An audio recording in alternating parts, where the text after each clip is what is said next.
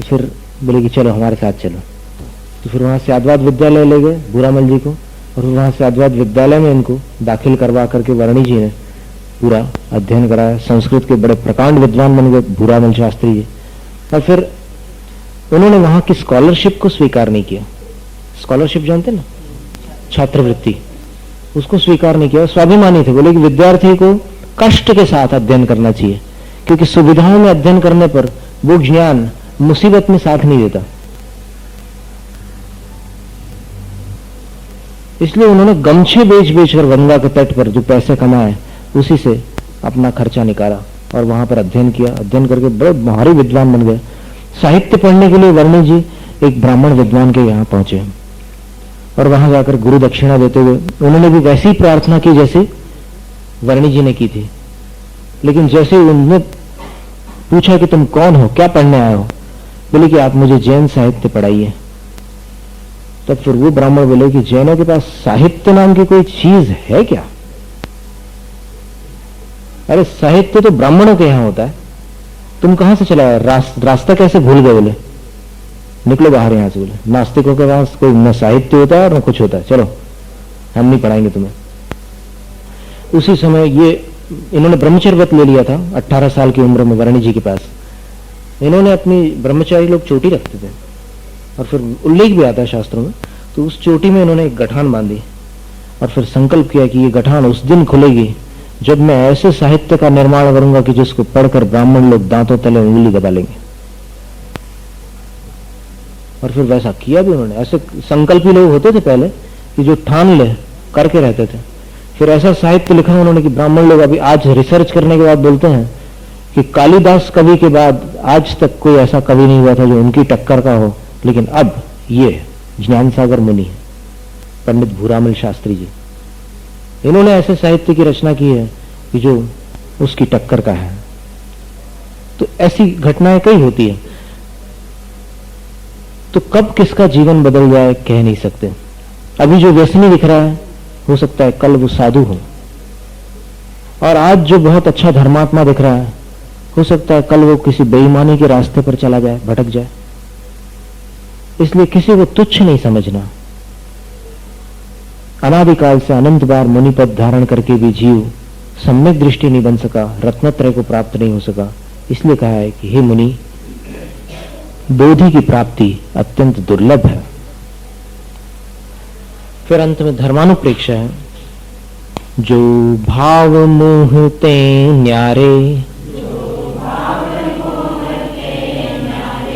दृग ज्ञान व्रतादिक सारे, सो धर्म जब जिय धारे, तब ही सुख अचल निहारे। जो मोह से न्यारे भाव है, यानी जिन भावों में मोह नहीं है, ऐसे दृग यानी दर्शन, ज्ञान यानी ज्ञान, और व्रतादिक यानी चारित्र, दर्शन ज्ञान और चारित्र जो मोह से रहित हो, वो सारे भाव धर्म है। यानी सम्यक दर्शन, सम्यक ज्ञान और सम्यक चारित्र ही धर्म है। तो इसको जबे जीव धारे, जब जीव धारण करता है तभी अचल सुख निहारे, तभी वह अचल अविनाशी मोक्ष सुख को देख सकता है, प्राप्त कर सकता है, अन्यथा नहीं। कहने का तात्पर्य हुआ कि धर्म ही अविनाशी सुख का प्रदाता है। संसार में और कोई शक्ति उस मोक्ष सुख को देने वाली नहीं है। सुधर्म मुनिन करी धरिए, तिनकी कर तूती उचरिए,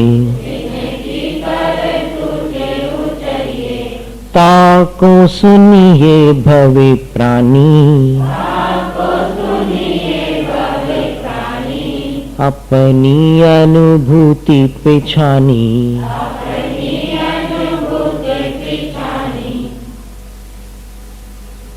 सो धर्म मुनिन करी धरिए, वह धर्म वास्तव में देखा जाए तो रत्नत्रय एक देश और सकल देश, दो प्रकार के भेद बतलाए ना। तो संपूर्ण रत्नत्रय को मुनिन करी धरिए, मुनियों के द्वारा ही धारण किया जाता है। श्रावक लोग तो एक देश पालन करते हैं, लेकिन मुनि संपूर्ण रत्नत्रय के धारी होते हैं। तो तिनकी करतूति उचरिए, उनकी जो करतूति यानी क्रिया है उसको अब उचरिए कहते हैं। कहां कहेंगे? छठी ढाल में। मुनियों की जो क्रिया है छठी ढाल में कहेंगे। ताको सुनिए भव्य प्राणी, मुनियों की क्रियाओं को हे भव्य प्राणियों सुनो, अपनी अनुभूति पहचानी और अपनी अनुभूति को पहचानो। छठी ढाल है, हरि गीति का छंद कहलाता है। षटकाय जीवन हनन ते सब विधि दरब हिंसा टरी,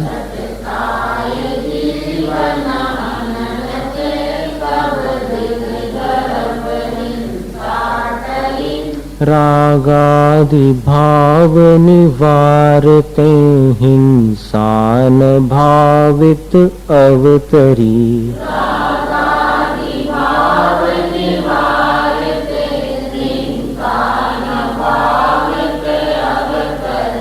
जिनके नलेश मृषान जल तृणहु बिना दियो गह,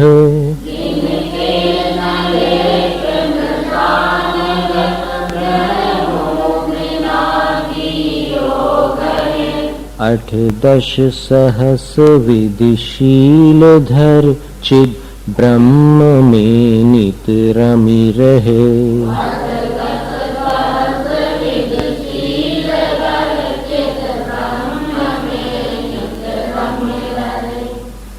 पांचवी ढाल के अंत में कहा था, सो धर्म मुनिन करी धरिए तिनकी करतूति उचरिए।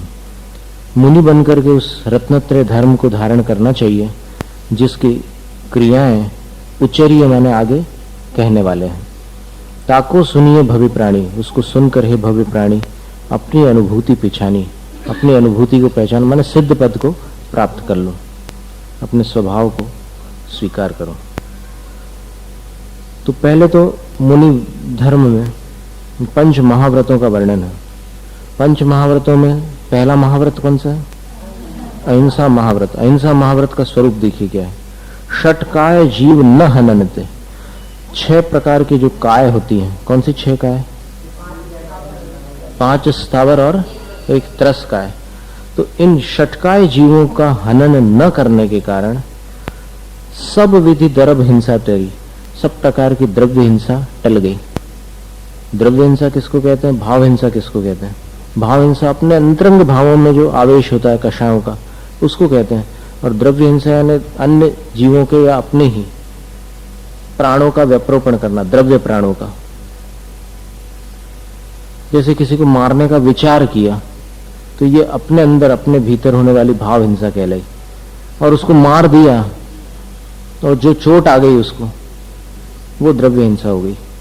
तो 6 काय वाले जीवों का हनन न करने से सब विधि दरब हिंसा टरी, सब प्रकार की द्रव्य हिंसा टल गई। गृहस्थ जीवन में ये संभव नहीं था, क्योंकि गृहस्थ जीवन में पंचसूना, पंचसूना कहते हैं सिगड़ी है, फिर झाड़ू है, पानी भरने का जो पात्र है वो, फिर कूटने पीसने के जो साधन है, तो इनको पंचसूना कहते हैं। तो इसमें कोई ना कोई जीव बाधा को प्राप्त होता है, उसकी विराधना होती है। यहां मुनि अवस्था में इन सब का त्याग हो जाने के कारण किसी प्रकार की हिंसा नहीं होती, द्रव्य हिंसा पूरी तरह टल जाती है।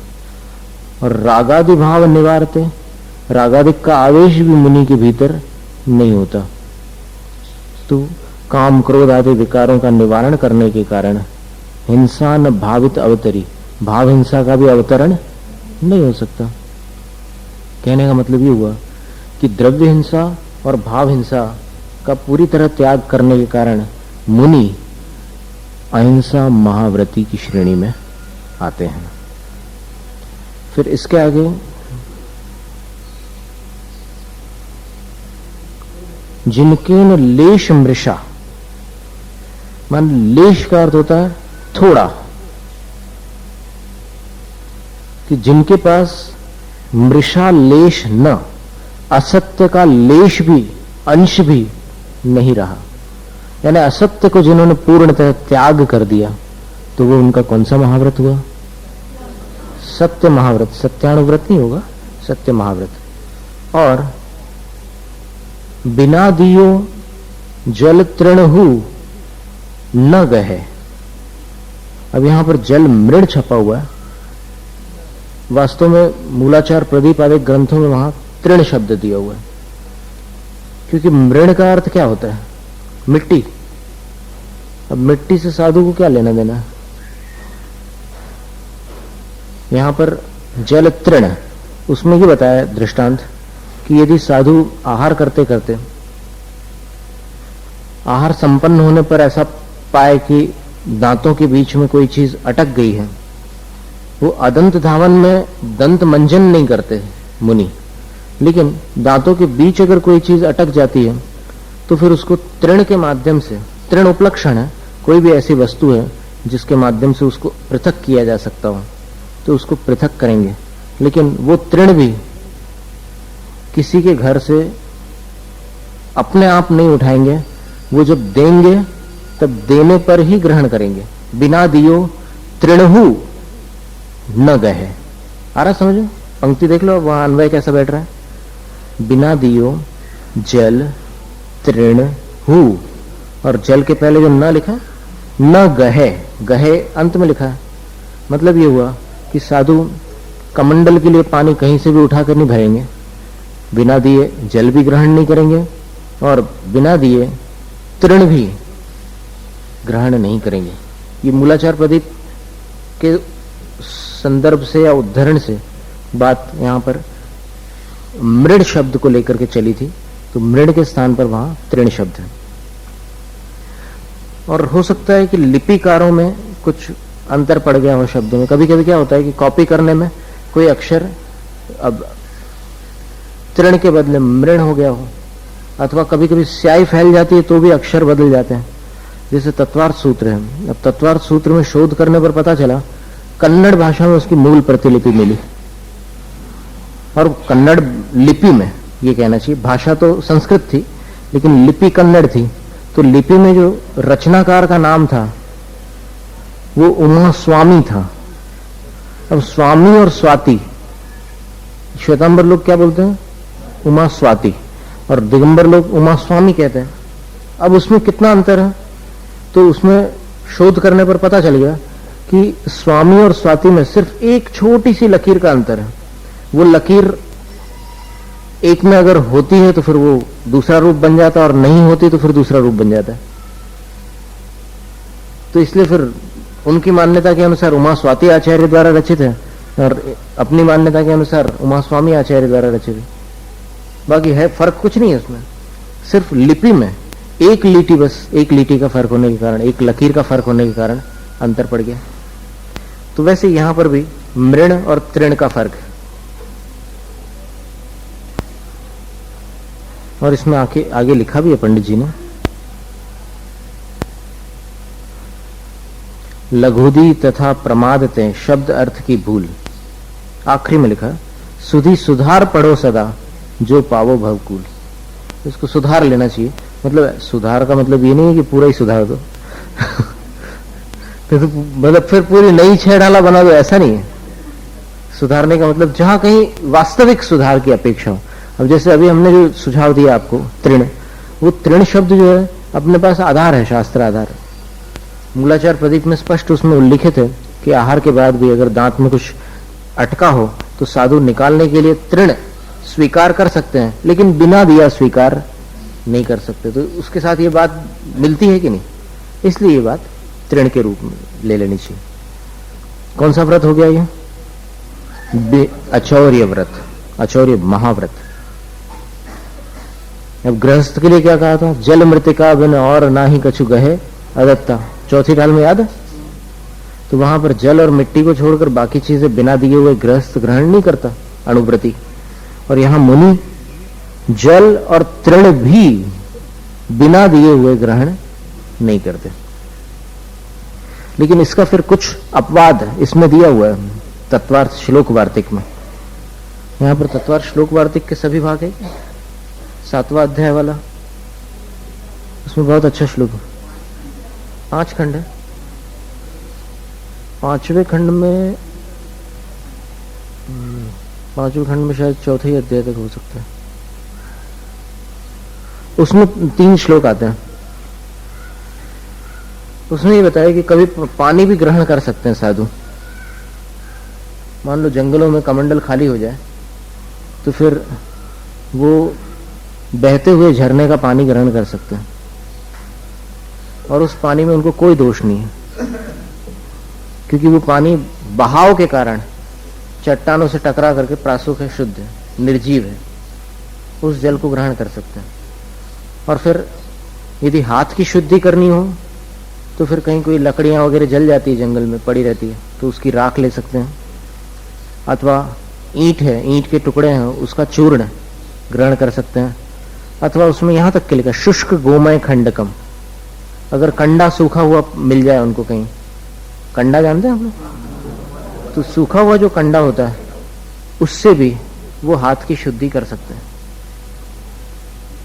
और फिर इसमें एक बात और लिखी है, देखिए ये सारी जानकारियां सबको नहीं होती, इसलिए फिर लोग कई बार कई बातें करते हैं, लेकिन ये उसमें मूल श्लोक में आई हुई बातें हैं। और फिर एक बात ये लिखी है कि अगर कमंडल उनका बिगड़ जाए तो फिर वो छठा है क्या? पहले हम देख लेते हैं, 5वें में मिल जाए तो नहीं, इसमें तो कोई हमारे ख्याल से जो था ना, 4था ही अध्याय, 5वां 6ठा खंड देखिए।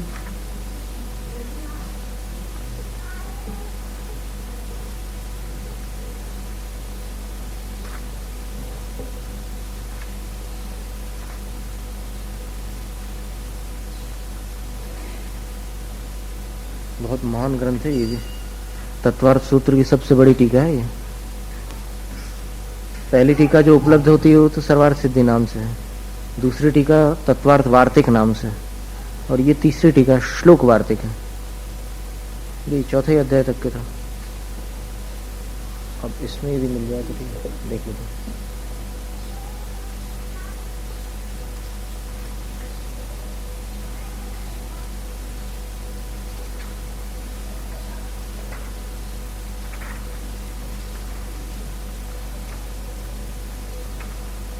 अधूरा ज्ञान खतरे जान, पढ़ते नहीं है लोग और फिर बहुत बड़ी बड़ी बातें करते हैं, ये उचित नहीं लगता। देखिए यहां पर ये आ गया, मिल गया वो श्लोक। प्रमत्त योग तो यत् स्यादत्ता दानमात्मनः स्थेयं तत्सूत्रितं दाना दान योग्यार्थ गोचरम। बोले कि प्रमत्त योग से जो देने लेने योग्य वस्तुएं हैं उनको बिना किसी के दिए ग्रहण कर लेना चोरी है। कितना सुंदर वर्णन किया। चोरी किसको कहते हैं उसकी परिभाषा देखो कितनी सुंदर है। चोरी सुंदर नहीं है, चोरी की परिभाषा बहुत सुंदर दी है। क्या दी है कि जो प्रमत्त योग से, माने लोभ के आवेश से, देने और लेने योग्य पदार्थों को बिना दिए ग्रहण कर लिया जाता है। देने लेने योग्य जो वस्तुएं होती है, अब ये वायु जो अपन सांस में लेते हैं वो देने लेने योग्य नहीं है। ऐसा नहीं है कि वहां से कोई ऑक्सीजन का टैंक खोले और फिर वहां से अपन ग्रहण करें, नहीं तो सर्वत्र उपलब्ध है हवा, तो उसमें चोरी का दोष नहीं है। इसमें ये कहा कि जो देने लेने योग्य वस्तुएं हैं उनको बिना पूछे बिना दिए प्रमत्त योग से ग्रहण कर लेना चोरी है। तीन सामान्य तो दत्त माददानस्य सन्मुनेः सरिन्निर्झरणाद्यम्बः शुष्क गोमय खंडकम भस्मादिवा स्वयं मुक्त पिच्छालाभू फलादिकम प्रासुकम न भवेत् स्थेयम प्रमत्तत्वस्य हानितः। बहुत सुंदर श्लोक है। कई और चीजों का भी नाम दिया इसमें। इसलिए सामान्य रूप से दी हुई वस्तुओं को ही ग्रहण करते हैं मुनि, किंतु यदि कोई और प्रासुक वस्तु ग्रहण कर ले जैसे उदाहरण के लिए भोजन नहीं, बिना दिया हुआ भोजन प्रासुक हो और ग्रहण कर ले, ऐसी बात नहीं है यहाँ। क्या कह रहे हैं? सरित निर्झरणाद्यंभ, सरिता और निर्झरण यानी झरने का जो पानी है, और आदि शब्द से और भी ऐसे बहने वाले जो जल प्रवाह होते हैं उनका जल, तालाब का पानी नहीं, क्योंकि तालाब का पानी स्टैग्नेंट होता है, स्थिर होता है, इसलिए उसमें जीवोत्पत्ति हो जाती है। तो ऐसे पानी को, और शुष्क गोमय खंडकम, शुष्क गोमय खंड का अर्थ कंडा होता है, सूखा हुआ रहता है, तो उसको हाथ धोने के लिए अगर ग्रहण कर लेते हैं उससे हाथ काफी शुद्ध हो जाते हैं धोने पर, आपको जानकारी हो या ना हो, लेकिन ये उल्लेख है इसमें कि उससे अगर आप हाथ धो लें, तेल वाले हाथ भी शुद्ध हो जाते हैं, और कैसे भी हाथ हो, मतलब कितने भी खराब हाथ हो, वो सूखे उस कंडे से आप अगर धोते हैं तो एकदम साफ हो जाते हैं। शुष्क गोमय खंडकम भस्मादिवा, अथवा राख आदि, राख आदि को भी अगर ग्रहण करते हैं, और स्वयं मुक्तम पिच्छा लाभु फलादिकम, और स्वयं छोड़े हुए जो मोर के पंख हैं, देखो कितना विवेकपूर्ण वर्णन किया है आचार्य महाराज ने, कि जैसे मान लो कोई साधु ऐसे हैं कि जिनको अब ऐसा कोई महोत्सव या समारोह पूर्वक पिच्छी प्रदान नहीं कर रहा है कोई, ऐसी भी स्थिति कभी आ जाए, किसी के कर्म के उदय से क्या नहीं हो सकता, तो फिर जंगलों में कहीं सूखे या स्वयं मुक्तम अपने आप छोड़े हुए मयूर के पंख उनको मिल जाते हैं, तो उन पंखों को इकट्ठा करके ऐसे पिच्छी का काम ले सकते हैं। और अलाबू फलादिकम, अगर कमंडल बिगड़ जाता है तो फिर अलाबू नाम का एक फल होता है जिसको तुम्बी कहते हैं, और वो भी प्रासुकम, प्रासुक होना चाहिए, सूखा हुआ, तो सूखा हुआ जो तुम्बी का फल है, उस तुम्बी के फल से वो कमंडल का काम भी ले सकते हैं। पहले आचार्य शांति सागर महाराज जी का एक कमंडल था तुम्बी का बना हुआ, वो कमंडल फिर हम लोगों ने भी देखा था, महाराष्ट्र में देखा था, और अभी कहीं एमपी में रखा हुआ है, कहीं किसी के पास, गुरुकुल, वर्णी गुरुकुल में शायद रखा होगा। तो और पुराने आप फोटोज भी देखोगे मुनियों के, तो कई कमंडल आपको ऐसे मिलेंगे, ऐसे घड़े जैसे, और ऊपर से ऐसे हैंडल जैसा, वो अलाबू फल का बना होता है कमंडल, तुम्बी का। तुम्बी जानते हैं ना आप लोग, लौकी जैसी होती है, शायद लौकी के ही पेड़ में लगती हो या अलग से उगती होगी। हाँ, अन्य मत के बाबा लोग, बहुत सारे लोग उसका उपयोग करते हैं। तो ये जैन साधु के लिए भी वर्जित नहीं है। अपन क्या होता है कि जो देखते हैं बस उसी को समझ लेते हैं कि यही सब कुछ है, पर नहीं, उसके अलावा भी कई चीजें ऐसी होती है कि जो अपन नहीं देख रहे हैं लेकिन शास्त्रों में उसको माना गया है। तो इनको प्रासुकम, प्रासुक, ये सारी वस्तुएं प्रासुक हैं, और इनको आददान से सन्मुने, ग्रहण करने वाले जो सच्चे मुनि हैं या फिर जो श्रेष्ठ मुनि हैं, उनको प्रमत्तत्व से हानितस्तेयम न भवेत, कषाय का आवेश न होने के कारण चोरी का दोष नहीं लगता। इसलिए क्या है कि छेड़ाला में जो पंक्तियां लिखी है, उतना ही अर्थ अगर आप निकालोगे शब्दार्थ, और फिर बाकी सबको साधु की श्रेणी से बाहर कर दोगे, तो बड़ी मुसीबत खड़ी हो जाएगी। साधु धर्म बहुत व्यापक है, इसलिए ये सारी बातें, अब ये जैसे किसी ने सर्वार्थ सिद्धि पढ़ ली है और किसी ने राजवार्तिक भी पढ़ी है, लेकिन ये श्लोक वार्तिक का अध्ययन नहीं है किसी का, तो फिर ये बातें कहां से मिलेंगी? मुनि की चर्चा कर रहे हैं ना यहाँ पर, ये पिच्छी वगैरह किसके लिए है? गृहस्थ थोड़ी रखेगा, मुनियों के लिए है। तो फिर ये जो चर्चा की है, इसमें फिर एक ये भी जानकारी मिल जाती है कि भस्म आदि है और कंडा है, इन सब का भी इस्तेमाल जैन शास्त्रों में वर्जित नहीं किया गया है, इनका भी प्रयोग हो सकता है यथा समय। लेकिन यह है कि अगर बरसात का मौसम हो और फिर गीले कंडे हो तो उनका इस्तेमाल नहीं करेंगे, क्योंकि वो शब्द ही दे दिया, शुष्क गोमय खंडकम, सूखा होना चाहिए, और प्रासुकम, निर्जीव होना चाहिए। सूखी वस्तुओं में भी अगर जीव जंतु है तो उसका उपयोग नहीं कर सकते, ऐसा है। ये 7 खंड है इसके, यहाँ 6 खंड है ना, अच्छी बात है, पहला नहीं अच्छा, पर ऐसा तो नहीं ये नीचे कहीं हो, क्योंकि ये पूरे 7 खंड एक साथ ही रहते थे, ये पूरा सेट है, और ये सेट अगर आपके यहाँ है तो बहुत सौभाग्य की बात है। हमें बहुत मुश्किल से प्राप्त हुआ था ये सेट, लेकिन कितनी सुंदर बात है कि आज अपने को प्रसंग पर वो चीज मिल गई जो चाहिए थी। अब ये कई जगह छेड़ाला का स्वाध्याय होता है, लेकिन ये जानकारी कहाँ से मिलती अगर ग्रंथ न होता? हम स्मृति के आधार पर दे देते, लेकिन पूरे श्लोक साक्षात मिल गए तो कितना सुंदर विषय मिल गया। 8-10 सहस्र विधि शील धर। अब वो संकल्प रूप से 18,000 शीलों को धारण करते हैं। 18,000 शील में क्या होता है कि जैसे अब ब्रह्म में निमित्त भूत जो चेतन स्त्री और अचेतन स्त्री, चेतन स्त्री में 3 भेद होते हैं, देव, मनुष्य और तिरश्ची। और अचेतन स्त्री में चित्र है, मूर्ति है, लेप, काष्ठ आदि हैं आकृतियां। तो इन सब के प्रति अब ब्रह्म के परिणामों का त्याग करना, मन से, वचन से, काय से, क्रोध, मान, माया, लोभ आदि सब उसके भंग बना दो, तो फिर वो 18,000 भेद हो जाते हैं शील के। तो संकल्प रूप से साधु सबका त्याग कर देते हैं। अब फिर जिस गुण स्थान में जितनी कषाय उदय में रहती है उतना राग कदाचित साधु में भी संभव है, इसलिए वो प्रतिक्रमण में उसका प्रायश्चित करते हैं कि यदि मन, वचन, काय से मेरा किसी को भी देख करके राग भाव उत्पन्न हुआ हो, वो व्रत को खंडित तो नहीं करेंगे, लेकिन फिर भी कभी मन में, जैसे एक मुनि थे, उनसे राजा श्रेणिक ने पूछा कि आप हमारे यहाँ पड़गान में क्यों नहीं आए? तो फिर उन मुनिराज ने कहा कि पड़गान करते समय तुम्हारी रानी ने कहा था कि हे त्रिगुप्तिधारी मुनिराज, अत्र अत्र। तो हमारी मनोगुप्ति में हमें एक दोष लगा हुआ है। तो बोले कि क्या दोष लगा?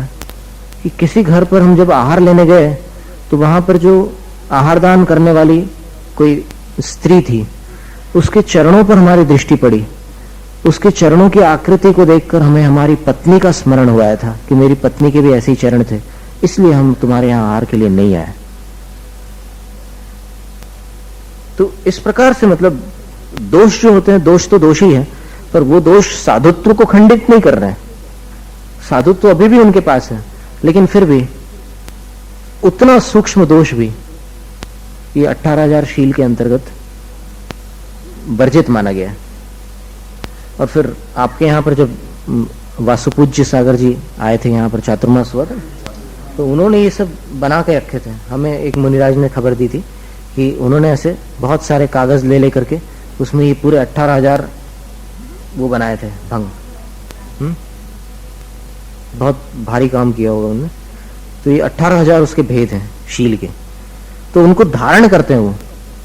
अब पूरे 18,000 शील की पूर्ति जो होती है वो 14वें गुणस्थान में होती है।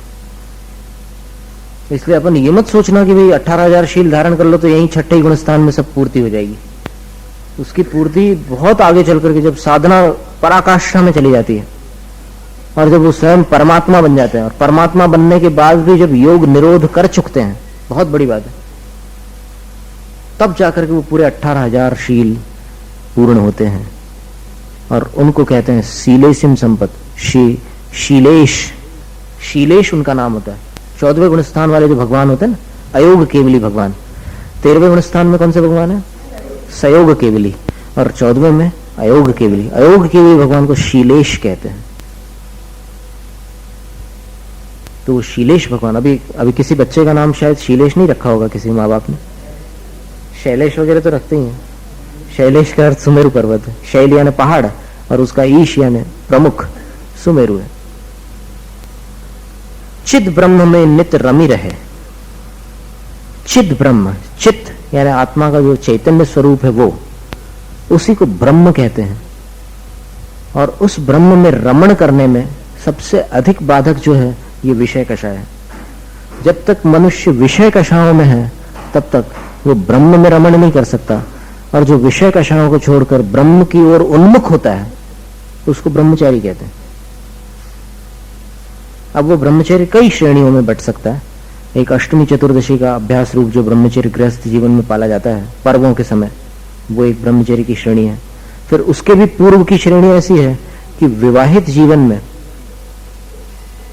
अपनी विवाहिता से अतिरिक्त संसार में समस्त नारियों के प्रति, बहन, पुत्री अथवा माता का भाव रखना और उनके प्रति कभी भी कुदृष्टि न डालना, ये शुरुआत है।